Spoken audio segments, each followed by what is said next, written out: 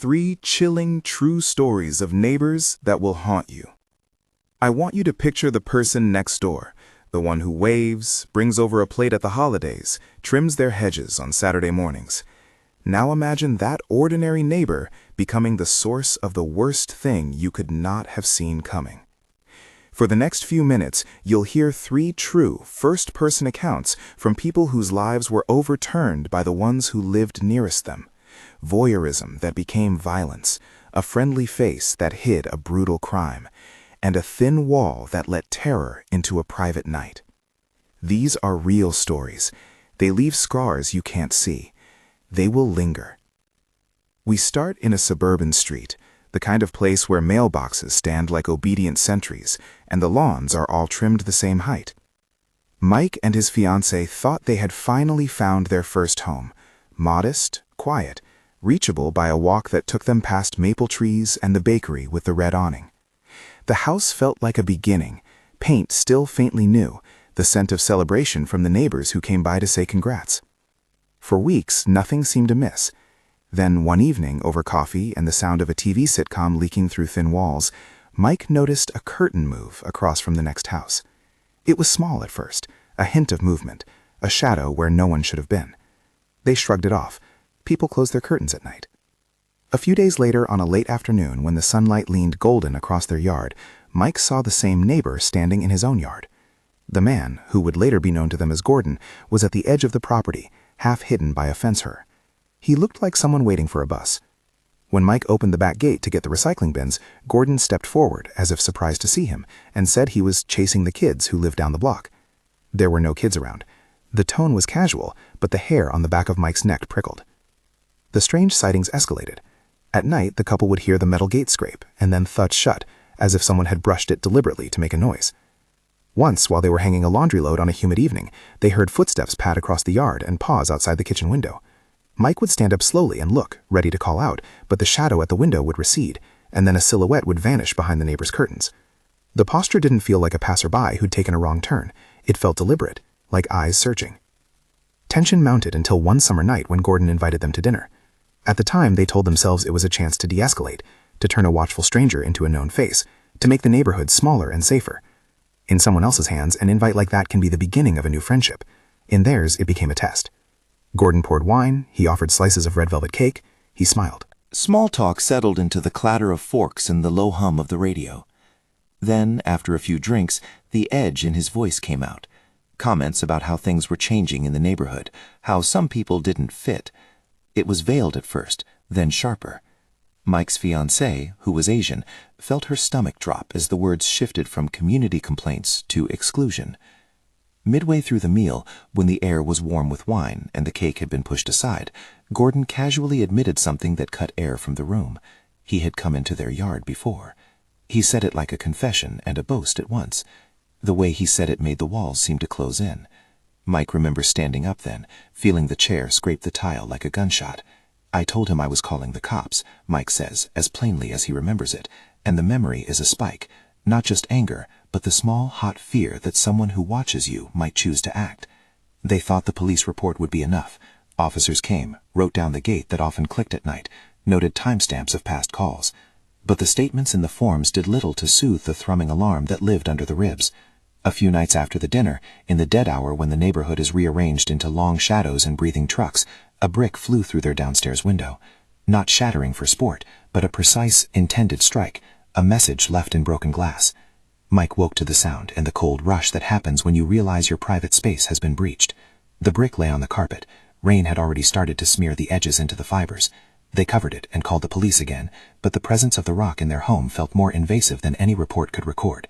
Following the incident, the officers who came were professional and matter-of-fact, taking photographs and advising procedural steps, but nothing they could do erased the humiliation of seeing your home's front lines rearranged by someone who lived next door. Gordon said he had an alibi. Mike and his fiancée felt dismissed by the neat boxes of statements and the careful language of investigations. Living there began to feel like living inside a glass globe where somebody could peer in and, when displeased, flick a rock through the side. The couple made a choice that mixed grief and survival. They left. They packed up the life they had just begun, boxed the photos, handed keys over to strangers. It wasn't a heroic escape. It was a surrender to a simple truth. Privacy had been corrupted, safety compromised. They mourned the loss of what they imagined when they first walked through the front door. The memory that remained, vivid and small, a physical remnant of violation, was the brick on the floor, a hard, ordinary object that meant they were no longer welcome in their own house. The deep shame and the persistent fear stayed with them longer than the paperwork. They moved to a new place, but the night they found the brick replayed in fragments.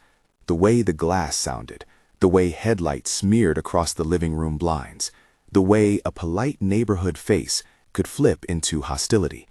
It left them angry and forever watchful. If this is the kind of story that keeps you up, if you want more true neighbor accounts like this one, subscribe and stay with us. There are 2 more stories coming that are harder to swallow still. Noah's story begins with a different kind of beginning. A bright house in a quiet block, a couple who were excited to start a life, and who believed, as many of us do, that neighbors are an extended family. At first, the neighbors, Daniel and his partner Veronica, were warm and helpful. They brought over casseroles and the kind of small, neighborly gifts that say welcome. For a while, the house felt full of human kindness. But the warmth fractured in ways that felt inescapable.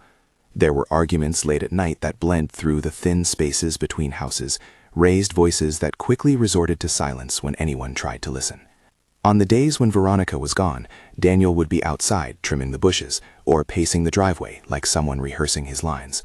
Noah remembers that the couple's relationship had a pattern of eruptions and quiet apologies. The apologies felt perfunctory, like someone rewinding a tension they could not release. Then Veronica didn't come back. Her absence was not a gradual decline, but an abrupt hole. It was the kind of disappearance that leaves a space in the day that keeps pulling your eyes toward the door. Days later, Noah decided he couldn't stand not knowing. He walked across the lawn and knocked on Daniel's door. Behind it he heard a sound, a kind of human noise that made his stomach drop. It could be a scream, it could have been a cry. In the moment, it was a suffocating certainty that something was wrong. Daniel answered and gave a dozen different versions of the same thing. She had stepped out, she was visiting family, she was fine. Each version felt thinner than the last. Something in the room behind Daniel shifted while he talked. Noah remembers the impression that the house was rearranged to hide a secret. He spoke to the officers who eventually came. He told them about the scream he thought he'd heard, the evasions, the way Daniel's hands moved when he lied. The police performed a welfare check. What they found, what they brought out of that house, was a violence that no meal or casserole could explain. Veronica had been attacked. She did not survive. The discovery of her body rewired the neighborhood into a new geography of danger. Daniel was arrested, and the legal process wound forward. In the immediate hours after the arrest, when the neighborhood's faces were a blur and the media cars had pulled away, Daniel came into Noah's yard and, through a porch rail and a throng of officers, directed a promise at him, thin and cold. "You'll regret this." It was not an idle threat. It landed on Noah like a weight. It made him look over his shoulder in the days that followed, and nights turned into a procession of imagined entries and impossible confrontations. He began to dream violent scenes where Daniel broke in and sought revenge. The dreams did not honor laws or evidence. They were pure dread. There is a particular perversity to surviving something that happens nearby. Noah grieved Veronica. He also lived with the knowledge that the very act of caring for a neighbor had put him near danger. He felt an aftershock of survivor guilt, not because he had escaped, but because his normal curiosity, the knock on the door, the attempt to help, had placed him squarely in the orbit of someone capable of killing. The police did what they could. There were reports and statements and the blunt instruments of justice, but the personal cost did not fit into case files. Noah's sleep was scarred, his sense of safety hammered thin.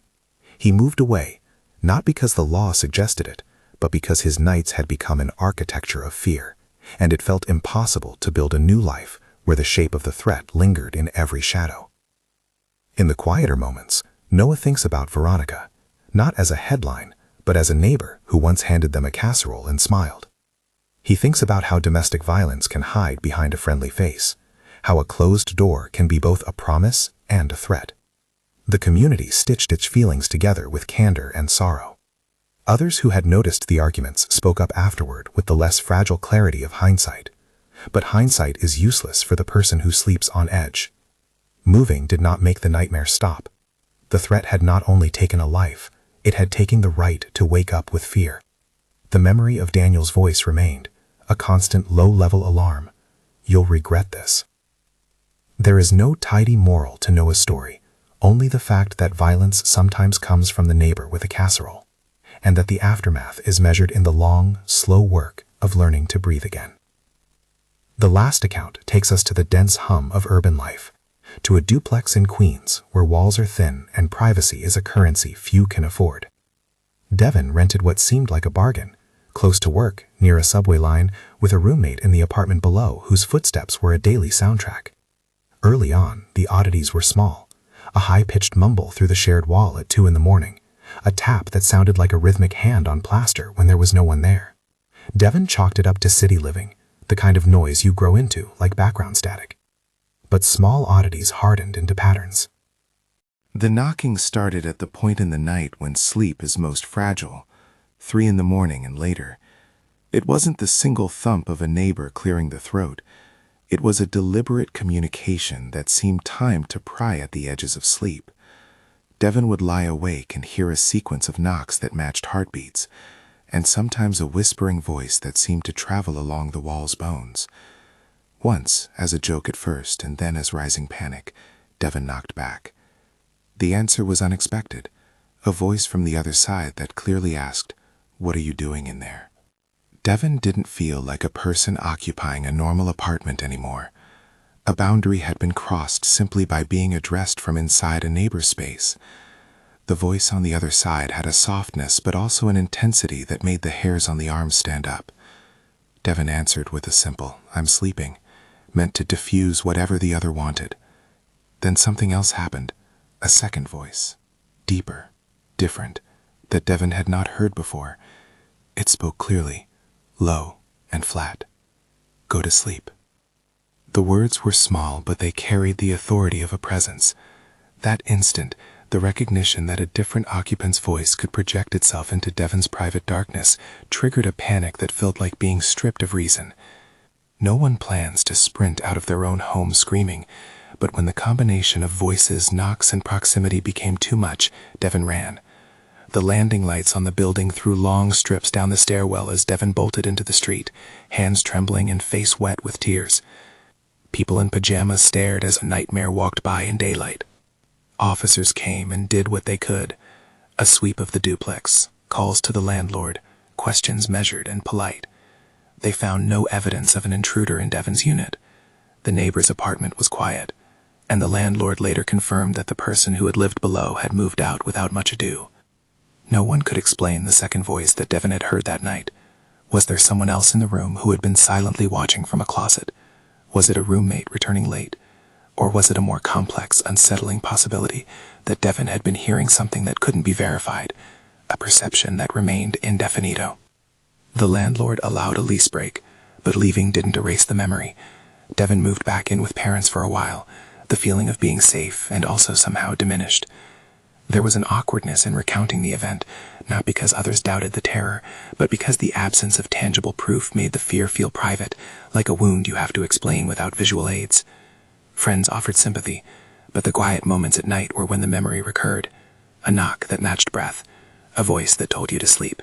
The duplex emptied out, and the apartment below changed hands, but the question of whether there had been an undisclosed intruder in that room remained indefinito, a suspended clause in a sentence that should have been finished. 3 stories, 3 different places, the same haunting effect. Mike and his fiancée left their first home because a neighbor's gaze in a brick made the house unsafe. Noah moved away after a neighbor's violence tore a life from the street and threatened him directly. Devin's nights were stolen by the sound of a voice and the strange certainty that someone else had crossed an invisible line. In each case, the aftermath was not a tidy justice served. It was relocation, changed sleep, the slow resetting of everyday life around a new perimeter. What ties these accounts together is not only the proximity of danger, but the betrayal of what it means to be near another person. We imagine neighbors as predictable, as the small patch of humanity that steadies us in a place of strangers. These stories show the thinness of that assumption. A smile can mask contempt. A casserole can conceal a violent temper. A wall can be porous to a presence you can't name. The mundane rituals of neighborhood life, borrowing sugar, waving across a lawn, saying hello on the stairs, all of them depend on an unspoken contract that the other person will not want to harm you. When that contract is broken, what remains is a wound that doesn't mend with police reports or parole hearings. Survivors of neighbor terror describe an everyday life rearranged. second-guessing a sound, choosing routes that keep eyes on entrances, sleeping with lights on even when you know it makes no sense. Grief sits beside ordinary losses, the house you never get to fill with memories, the friend you thought you knew, the nights you can no longer sleep. The terror is both specific and banal. It is the ordinary made unsafe. These stories are true, and the haunting doesn't always come from the act itself. Sometimes it lingers in the open, in the residue. A curtain twitch in the corner of your eye, the sound of a gate clicked shut, the memory of a voice telling you to sleep. There are no easy consolations here. The people who lived these stories made the choices they could with the limited power they had. They filed reports, they moved, they carried fear forward in private ways. The justice system and community responses vary, but the personal work of reclaiming safety is slow and idiosyncratic. Moving houses is not a cure, it is a reset. Sleep is sometimes relearned. Trust comes back in fragments, often at its own awkward pace. If you've ever had a neighbor that made you uneasy, you're not alone. These accounts are not told to scare you for the sake of it. They are told to remind you that proximity can be complicated. You can be polite and still be cautious. You can be neighborly and still set boundaries. And if anything here resonates with something you've experienced, please share your story in the comments. The community learns when we speak. If you want to hear more true neighbor horrors and other accounts that make your skin prickle, subscribe and check out the playlist of similar stories. As we close, those 3 images remain. A brick on a living room carpet that means get out. A friendly neighbor who turned his house into a place of lethal secrecy. And a voice in the night that left a tenant running barefoot into the street. They are small, stark things with big consequences. They are reminders that safety is not always guaranteed by proximity, and that the people who live closest to us can be the ones who change our lives in the worst possible way. These are true stories, and the haunt doesn't end with police tape being rolled up.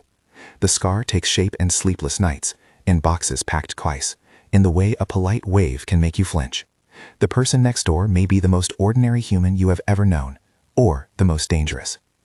Watch the shadows, listen to the silence, and remember these 3 stories the next time you see a curtain stir.